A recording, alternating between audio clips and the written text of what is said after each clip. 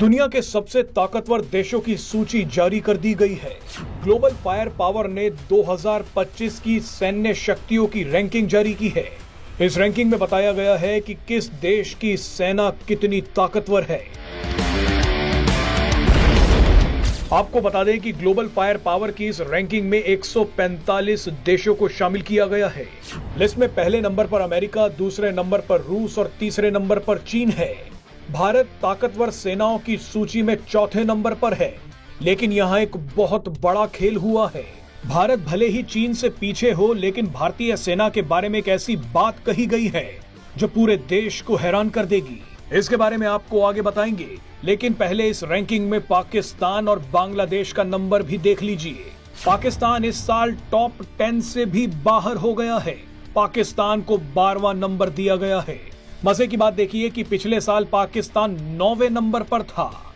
इससे भी मजे वाली बात यह है कि पाकिस्तान लगातार चीन से हथियार खरीद रहा है, मगर नतीजा ये निकला कि पाकिस्तान को टॉप 10 से भी धक्के मारकर निकाल दिया गया है। एक रिपोर्ट में दावा किया गया है कि पाकिस्तान ने चीन से जितने भी हथियार खरीदे हैं वो ज्यादातर कबाड़ हैं। भारत के खिलाफ सर उठाने वाला बांग्लादेश 35वें नंबर पर धक्के खा रहा है और ये भारत से लड़ने की बातें करते हैं। चलिए पाकिस्तान और बांग्लादेश को छोड़ते हैं, इनको तो तालिबान और अरकान आर्मी ही निपटा देंगी, मगर बात भारत और चीन की करते हैं। इस लिस्ट में भले ही भारत को चीन से पीछे दिखाया गया है, मगर एक दूसरी रिपोर्ट का कहना है कि भारतीय सेना चीन की तुलना में ज्यादा बैटल हार्डन्ड है। बैटल हार्डन्ड का मतलब है कि भारतीय सेना को चीन से ज्यादा युद्ध लड़ने का कौशल और तजुर्बा है। चीन भले ही अपने हथियारों की संख्या बढ़ा रहा है, लेकिन मैदान में लड़ने का कौशल भारत को ज्यादा आता है। वैसे भारत भी हथियारों की रेस में पीछे नहीं है।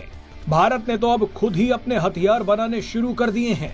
रिपोर्ट में आगे कहा गया कि भारत पिछले 20-25 सालों में कई छोटी बड़ी जंग लड़ चुका है। कश्मीर और नॉर्थ ईस्ट में ऑपरेशन करते करते भारतीय सेना को जबरदस्त अनुभव मिल गया है, जबकि चीन को 1979 में वियतनाम युद्ध के बाद से जंग लड़ने का कोई खासा अनुभव नहीं है। आपने लद्दाख में देखा होगा कि जब चीनी सैनिक भारतीय इलाके में दहाड़ते हुए घुसे थे, उसके तुरंत बाद ही बिलबिलाते हुए भाग भी गए। बहरहाल अब आपको भारत की एक ऐसी ताकत दिखाते हैं जिसने चीन के होश उड़ा दिए हैं। हाल ही में पीएम मोदी ने एक ही दिन में भारतीय नौसेना को एक सबमरीन, एक डिस्ट्रॉयर और एक फ्रिगेट सौंपा है। एक ही दिन में ऐसा तो अमेरिका, चीन और रूस ने भी नहीं किया। पीएम मोदी ने कहा कि अब हिंद महासागर में भारत की डोमिनेंस है। हिंद महासागर में किसी देश को